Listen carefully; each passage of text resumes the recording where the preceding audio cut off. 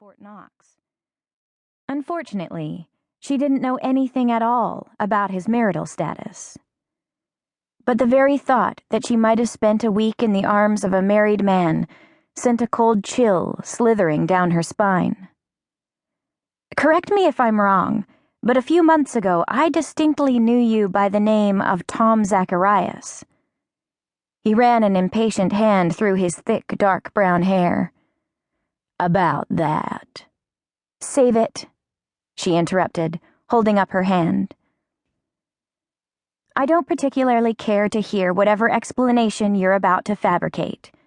I believe you wanted to talk about Derek Forsyth?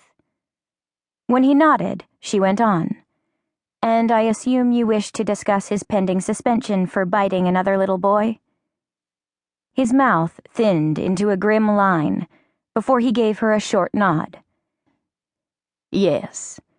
You have to give him one more chance. I haven't been here long enough to be familiar with his past behavioral patterns, but your son's teacher said he's... nephew.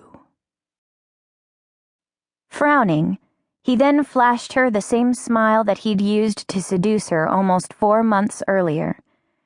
Derek's my sister's little boy, he corrected.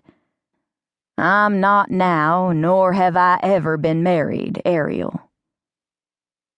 She was relieved to hear that she hadn't done the unthinkable, but his devastating smile and the intimate tone he used to say her name made it hard to think.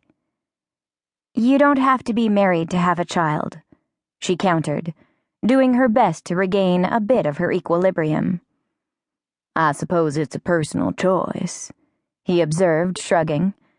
But I, for one, won't have a child outside of marriage.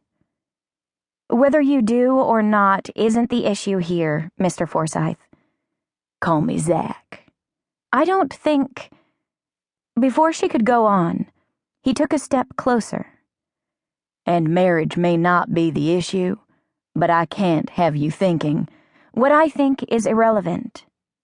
Desperate to change the subject, she tried to concentrate on the matter at hand.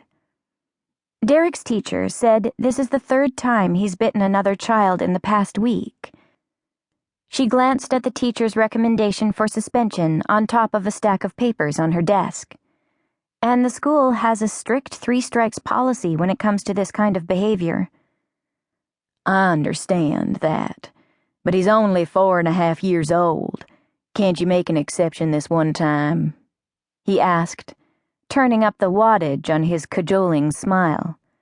If you haven't been told about my sister's accident by some of the other teachers, I won't bore you with the details.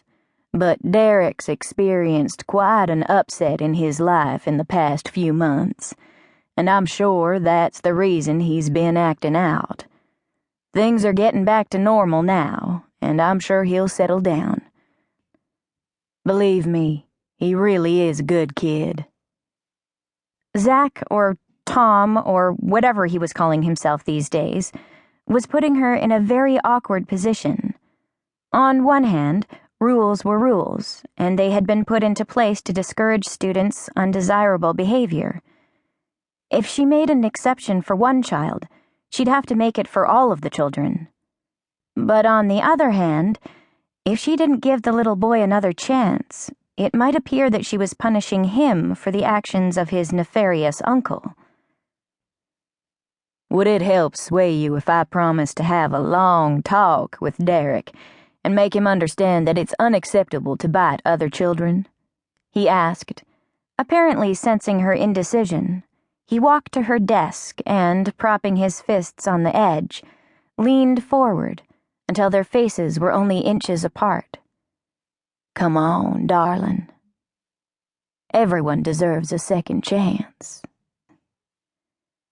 After the way he'd lied to her about his name, then disappeared without a word of explanation, she would debate that issue. But his close proximity and hearing him call her darlin' with his rich Texas drawl caused her to shiver. All right, she finally replied, forcing herself not to lean away from him, even though it made her extremely nervous being so near.